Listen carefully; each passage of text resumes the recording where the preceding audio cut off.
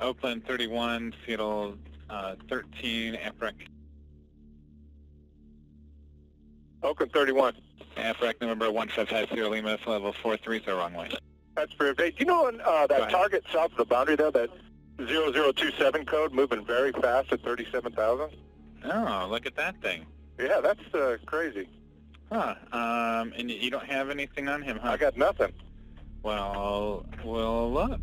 WestJet 1698. No, the WestJet 1698 is about, he is at 370, and that dude is, 150 miles to the north of him. I'll flash to that data block. There you go. There's where WestJet is. Okay, I see him up there. That's crazy. That's fascinating. Yeah, all right, I'll report that. Thanks, Senator. Okay. It's Oakland 31 or 36. Limit.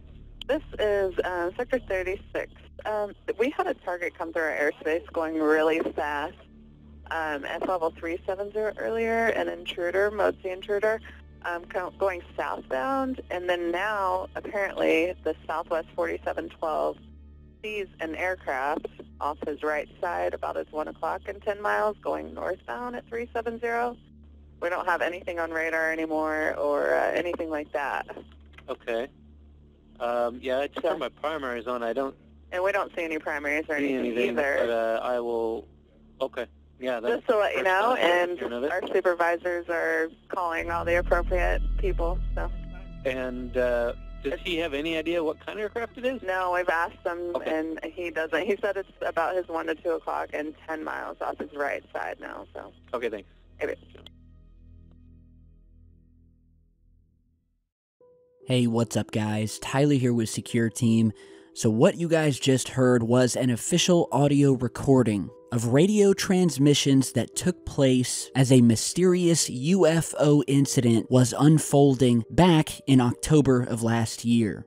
And while many of you don't remember that story, although we posted a video about it and the original website that broke the story, which was something called thedrive.com, which many of you have probably heard about, but basically this website, which features many airline pilots, airline aficionados, well, they had come across a story of a UFO incident that had occurred in the skies over the Pacific Northwest in the early evening of October 25th, 2017, where what started as a radar target moving at very high speed over Northern California turned into a series of eyewitness accounts made by nearby airline pilots traveling northward over Oregon.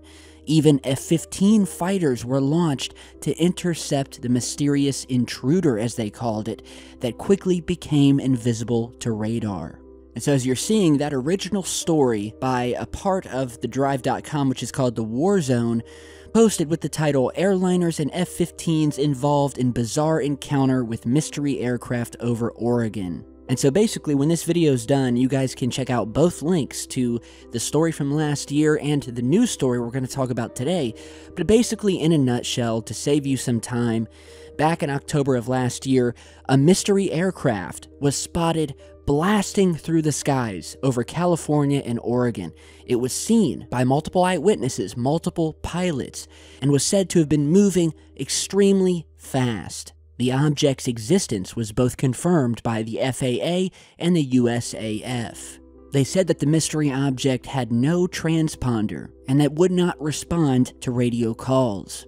They also had trouble tracking the object on primary radar, which you're going to hear in just a second.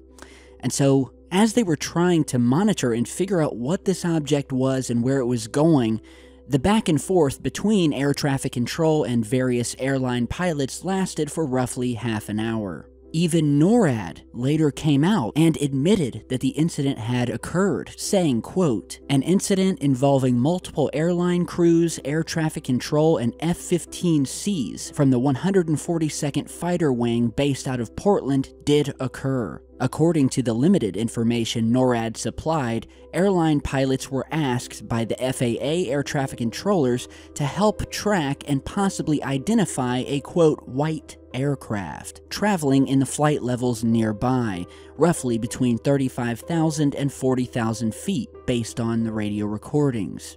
NORAD also said that the incident did result in F-15s from Portland being scrambled to investigate, but by the time they got up and looked around, the mystery aircraft couldn't be found.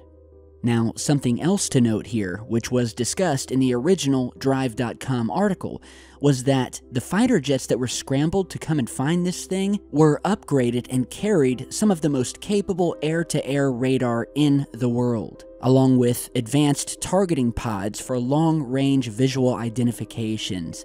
So basically, they had equipment on these jets that could find something and target it and lock onto it if it was in the air nearby.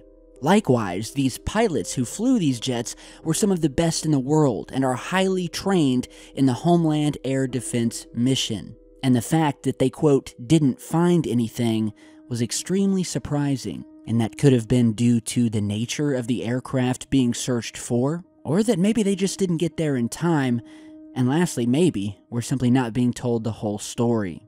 And so today, a new report has just hit the website titled, quote, "You need to hear these FAA tapes from that Oregon UFO incident that sent F-15 scrambling." And in this new report, in a nutshell, and I'll read you straight from the article here, where they describe the original UFO sighting, following up with the new information saying, quote, "Through Freedom of Information Act requests, we present what could be one of the most insightful instances of official documentation surrounding such an encounter that had already been confirmed to have occurred. These materials include fascinating audio recordings of radio transmissions and phone calls made as the incident was unfolding, as well as pilot interviews and conversations between FAA officials made in the aftermath of the highly peculiar incident."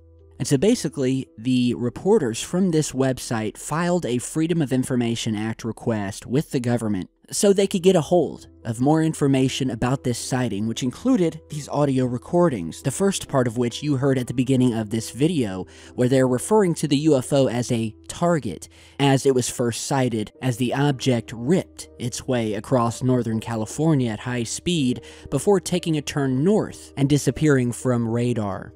So now, after playing you guys a snippet of the audio from when they first spotted the object, I will now play a second clip from about a half an hour later, as air traffic controllers in both Oakland and Seattle were scrambling to find out what this object was and radioing other airline pilots who were up in the air in the area and asking them if they could see the object as well as what it looked like.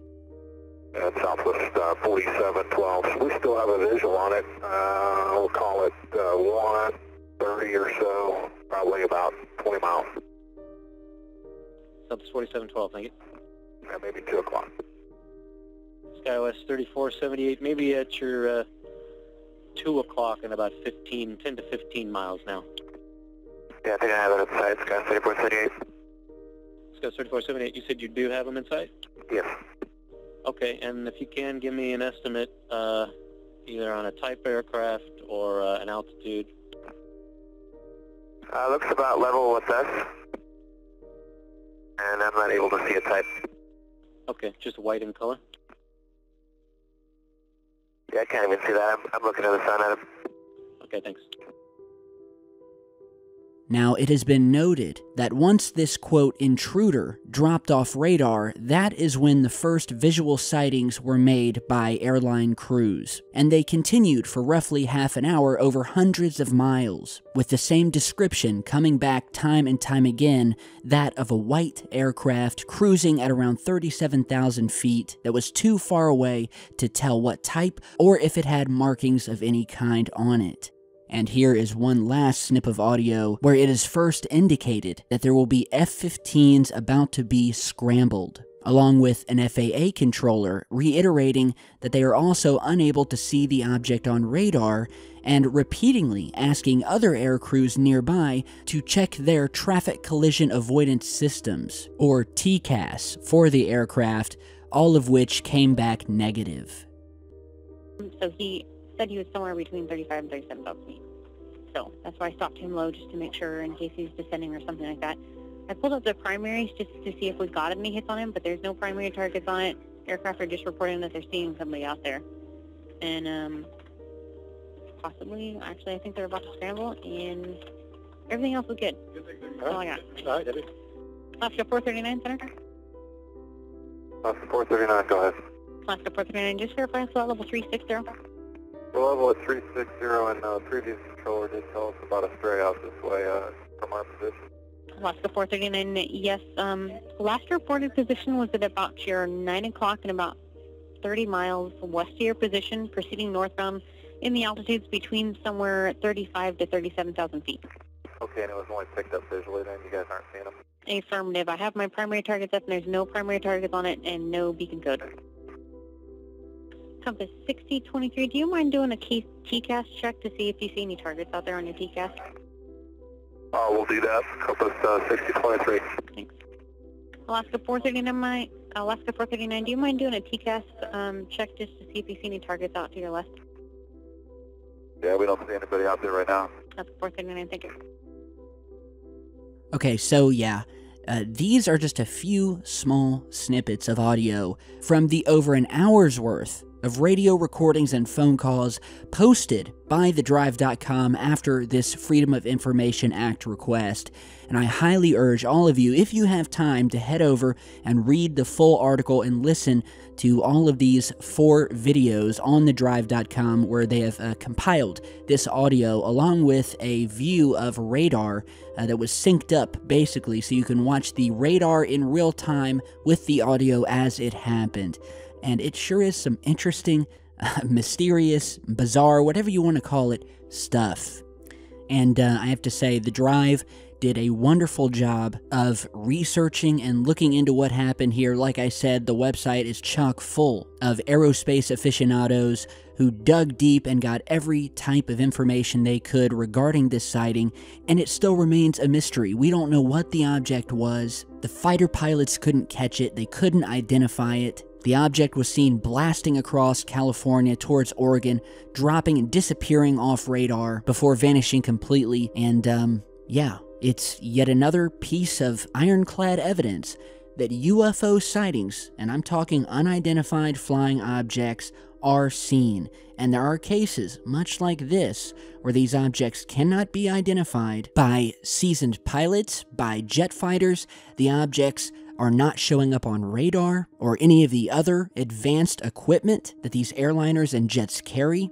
And apparently, these objects, in many cases, will not only show evidence of anti-gravity type technology, but also in many of these mystery cases will disappear, and these jet fighters, some of the best we have, will be unable to catch these things. So, brilliant job by The Drive and The War Zone, which is just another facet of thedrive.com. I will put the link to both of these stories down below. You guys head over to them, check them out, give them due credit, and we will continue this search for truth. So stay tuned, subscribe, and I'll see you guys back in just a bit.